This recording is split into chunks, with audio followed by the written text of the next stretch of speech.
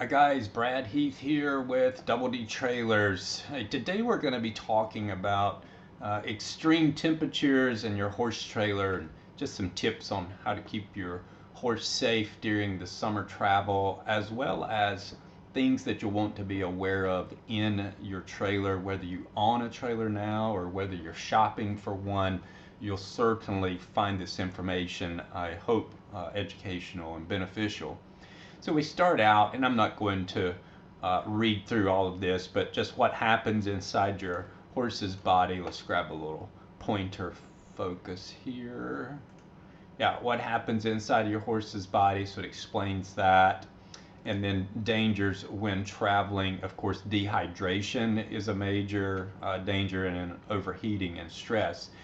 We get a lot of inquiries from clients that often will ask for a stock trailer, and when we ask the reasoning behind that, why they're requesting a stock trailer, it's, I live in Florida or Texas or somewhere that is warmer than most other parts of the country, and it's hot, and I want to make sure that my horse arrives from point A to point B in good shape. That's okay, but the thought process is not entirely accurate because it actually has more to do with what the materials are in your trailer, what you're surrounding your horse with, versus whether or not it has windows and enclosed versus open sights and things like that. So we're going to dive into that. And address each one of those. So let's see, in case of emergency, we give some tips on what to do. Now, I didn't know this information. So we interviewed, or my staff writer did, Dr. Tracy on how to keep your horse safe in hot weather, and she's with the Palmetto Equine Veterinary Services, and that's in South Carolina. So a lot of great information there. And she also noted, airflow is important and this and that. But one thing that she provided us, and this is a section about supplements and electrolytes, so I would recommend reading that as well, because she says, hey, you may not want to add that to your horse's water. Sometimes it can give it a funky flavor, and they don't want to drink it, which would be a bad thing. How hot is too hot? So she provided a formula, and it says you can calculate a day's heat score by adding the temperature in degrees Fahrenheit to the percentage of relative humidity. Wow, I thought I was finished with all this calculation and math stuff when I graduated.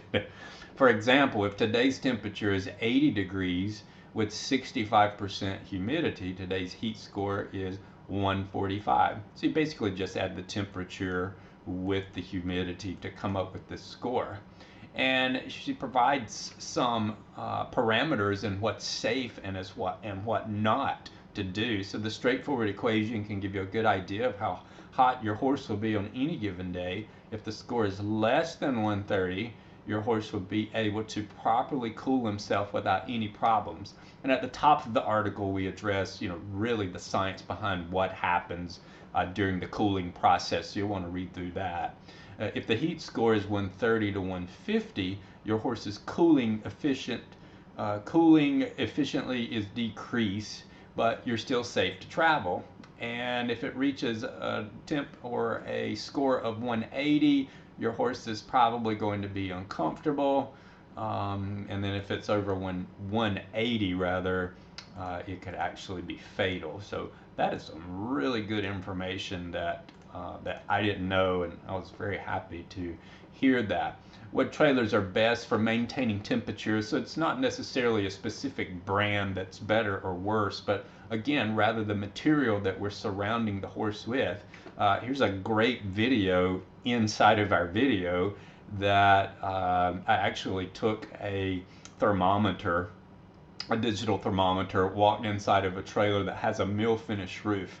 Now, if you're not sure what mill finish is, it's the shiny stuff, sort of the natural color of aluminum, and I threw some X's in there. There's no insulation in this trailer whatsoever, and this is pretty typical of a lot of the industry. In order to do insulation, it's very time consuming to cut the pieces. Then you have to install another piece of metal on the inside. Same thing with the ceiling. So in an effort to keep cost of trailers down, many manufacturers, they'll just not do that insulation. You'll have a mill finish aluminum roof, a mill finish sidewall.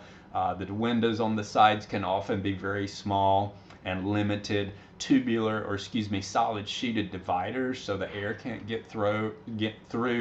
Your horse can't see through. So it's just really littered with problematic, safety things that should be addressed prior to hauling a horse in there. But if you look at the video, I would encourage you to do that. I think the temperature got up to, I don't know, 130, 140 degree range in a trailer with the mill finish roof, and then we kept the camera rolling, walked into another trailer that was insulated that we built, and it fell significantly. The same will hold true for the floor. So we've got a note, about flooring. Remember, aluminum is a wonderful conductor of heat. That's why it's used to make solar panels and cookware, things like that. But we don't want to have an oven on wheels. We don't want to bake your horse. And honestly, if you're traveling in the summertime in a trailer like this, it's just a death trap. It's very, very uncomfortable and actually dangerous. Flooring is no different. Aluminum will transfer more heat, noise, and vibration back to horses' feet and legs, probably than any other material that's on the market. So you'll definitely want to explore different materials. We use a 2x8 pressure treated pine as a standard floor with a mat on top, certainly cooler than what an aluminum floor would be.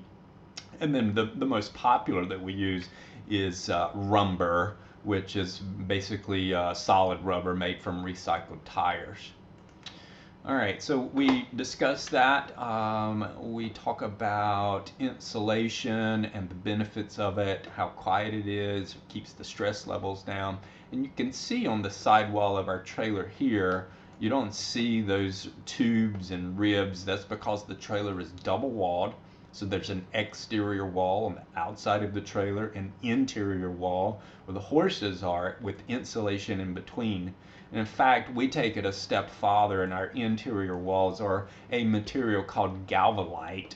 And it's very strong, so if a horse rears up, they're not going to poke a hoof through or anything like that. And it will certainly withstand the abuse that's often associated with the panicky horse or a high impact environment. These tubular dividers, I've been doing those for years, standard, and they just work fantastic on a number of levels. So that's all we have today about hauling horses in hot weather and in horse trailers.